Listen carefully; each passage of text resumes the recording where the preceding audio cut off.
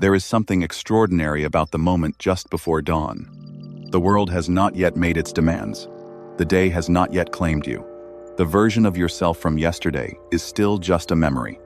Not yet repeated, not yet confirmed, not yet sealed into habit. In that precise window, you could be anyone. Marcus Aurelius understood this. Not romantically, not as inspiration, but as a practical, daily, almost urgent instruction. It is a tragedy to cling to being the person you have always been. He compared it to gladiators in the arena, torn apart by their own patterns, begging for one more day to do it the same way. One more day of the same mistakes. One more day of the same comfort. One more day of the same avoidance. Today we do it differently. Lesson 1. The conversation with yourself before dawn. Where to use this? Every morning, when the bed feels like the only reasonable option, Marcus Aurelius had an argument with himself every single morning. It went something like this. But it is warmer under the covers. And he answered himself, is that what you were put here to do? To huddle under the blankets and be warm? But it is nicer here. Is that what you were meant for, to feel nice? He was not writing this for a future audience. He was writing it because he needed to hear it. Because even the most powerful person on the face of the earth struggled to get out of bed. Even he had to remind himself, you have a nature. You have obligations. You have a purpose that does not wait for comfort to arrive first. Where to use this today? Tomorrow morning, before you check anything, before the screen claims you. Ask yourself the question Marcus asked himself. What am I put here to do? And is what I am about to do next an expression of that? The answer does not need to be grand. It only needs to be honest. And honesty, first thing in the morning, before the day has had time to construct its convincing distractions, is one of the rarest and most powerful things a person can offer themselves. Lesson 2. The muscle that matters more than any other. Where to use this? When something difficult is available to you and comfort is pulling you away from it. Seneca said something that belongs on the wall of every room where decisions are made. Treat the body rigorously so that it is not disobedient to the mind. He was not talking about aesthetics. He was not talking about performance. He was talking about a specific skill, one that life demands more than almost any other. The ability to do what you do not want to do, and be glad you did. The cold that you step into anyway. The distance you walk when rest would be easier. The difficult conversation you have, instead of avoiding. These are not punishments. They are training. For the moment when something truly difficult arrives, and you discover, quietly, that you have already practiced for it. Because here is what discipline actually builds. Not the appearance of strength. The internal certainty that you are in charge of yourself. Not that you can do hard things. That you do them. Regularly. By choice. Before they are required of you. Where to use this today? Choose one thing that is available to you today. One genuinely uncomfortable thing that you have been postponing in favor of something easier. Not the hardest thing. The nearest thing. The walk when sitting is available. The honest conversation when silence is available. The focused hour when distraction is available. Do that one thing. And notice how the rest of the day carries a different quality of confidence as a result. Lesson 3. Wisdom is not an event. Where to use this? When you feel like you are not making enough progress fast enough. Most people are waiting for the moment when everything becomes clear. The breakthrough, the revelation. The day they finally understand what they are supposed to be doing and how to do it. Seneca, writing to his closest friend, said something that permanently dismantles this expectation. If you can acquire one thing a day, something that makes you a little stronger, a little wiser, a little less concerned with what you cannot control, that is the path. Inch your way toward truth. That is all. Zeno, the founder of Stoicism, said it even more plainly. Well-being is realized by small steps, but it is no small thing. The philosophy is not a destination. It is a direction. And the direction is maintained not through grand transformations, but through the accumulation of small, daily, almost invisible choices that compound over time into something unmistakable. Where to use this today? Ask yourself one question before the day ends. What is one thing I learned today, or one thing I practiced, that makes me fractionally wiser or stronger than I was this morning?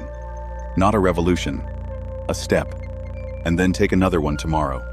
That is what the Stoics actually did, not in dramatic leaps, but in the quiet, faithful accumulation of one day at a time. Lesson 4: Who is actually in charge? Where to use this? Whenever a habit, an impulse, or an addiction is making decisions that you did not consciously make, Seneca said something that most people hear and immediately apply to someone else. Everyone is a slave. Not in the legal sense, in the practical one. Someone is enslaved to approval, adjusting everything they do based on what others will think. Someone is enslaved to comfort, choosing the familiar over the necessary every single time. Someone is enslaved to a habit, something they did not choose today, but that chose them years ago and has been choosing them every day since. The question is not whether a pull exists. It always does. The question is, who is responding to it?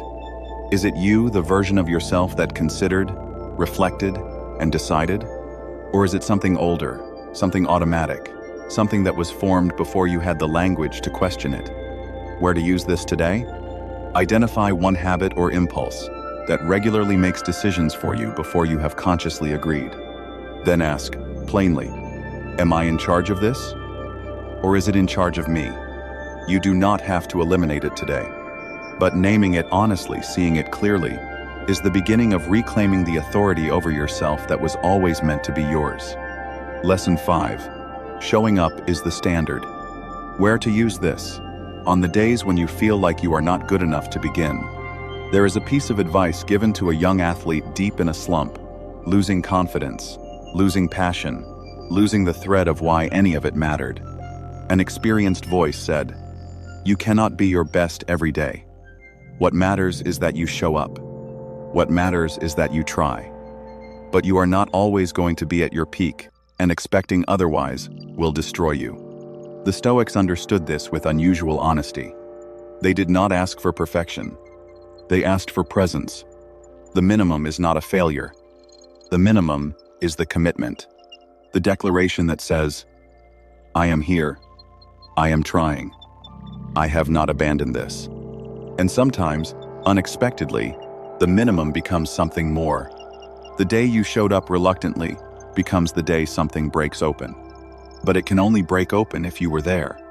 Where to use this today? Whatever you have been avoiding because you do not feel ready enough, good enough, or inspired enough, ask a different question. What is the minimum version of this that I can show up for today? Not the best version, the present version. Because presence, practiced consistently, builds everything that talent cannot. Lesson 6. The walk that changes everything. Where to use this? When the mind is cluttered, the body is restless, and nothing is becoming clear. The Stoics walked, not as exercise, as philosophy.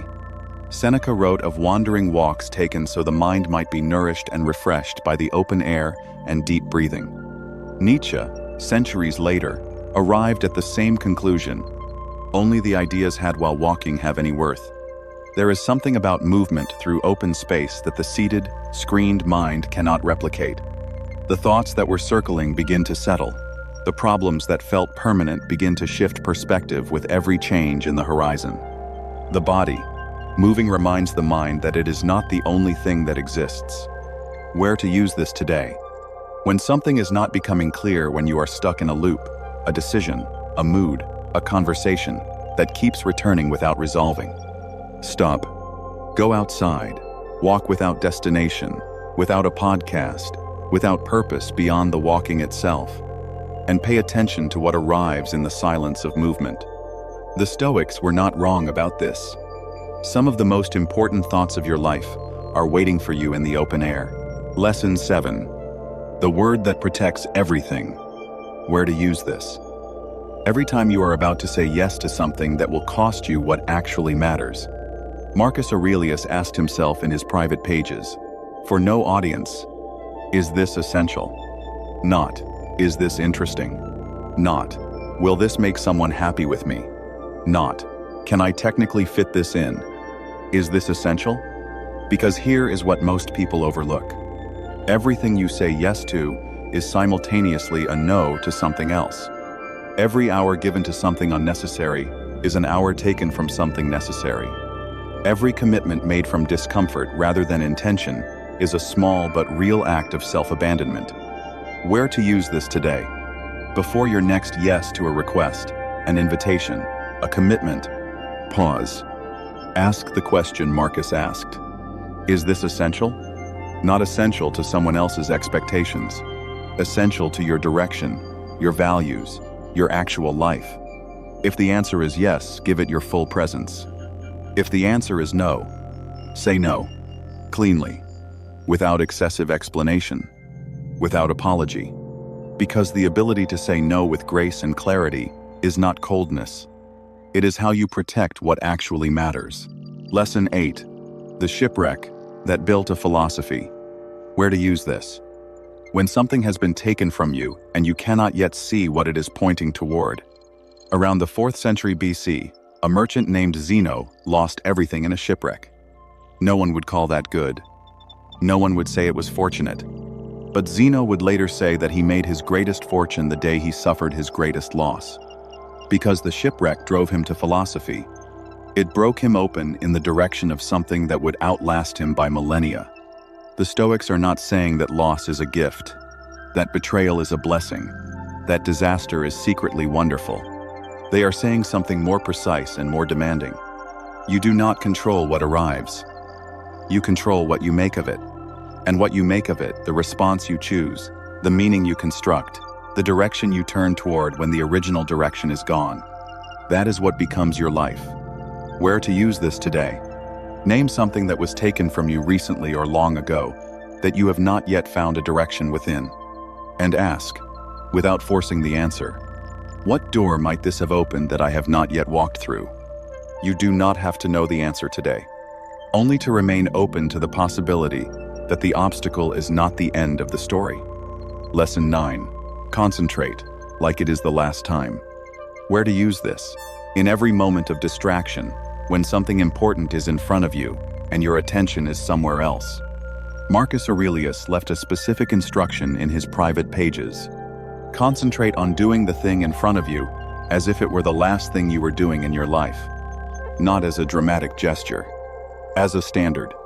Because here is what that standard actually does. It removes the possibility of half-presence. It makes the email worth writing carefully. It makes the conversation worth having fully. It makes the work worth doing, as if it is the only work you will ever do. Because this version of it in this moment, with these specific conditions, will never exist again. Where to use this today? Choose the next thing you are about to do, and do it with complete attention. Not multitasking. Not with one part of your mind elsewhere. Here, this, now, as if it might be the last time. Because one day, for each thing you do, it will be. And the only question is whether you were present for it. Closing, how will you spend it? Seneca wrote something that arrives like a quiet alarm the more honestly you hear it. It is not that life is short. It is that we make it short by acting as if we have forever. We protect our money. We protect our possessions. We insure and lock and guard everything that can be replaced. And then we are careless, almost recklessly careless, with the one thing that cannot be replaced, cannot be recovered, cannot be borrowed or extended. Time. The time that passes belongs to death. Not as a fear, as the most clarifying fact available to a human being. This day, this particular, unrepeatable day, is already moving, already becoming the past, already joining the sum of what you did with the life you were given. So the question is not whether the day will pass. It will. The question is, what will you have done with it? What will you have chosen? What will you have become between sunrise and sleep? Begin there. Not perfectly, not dramatically, differently than yesterday.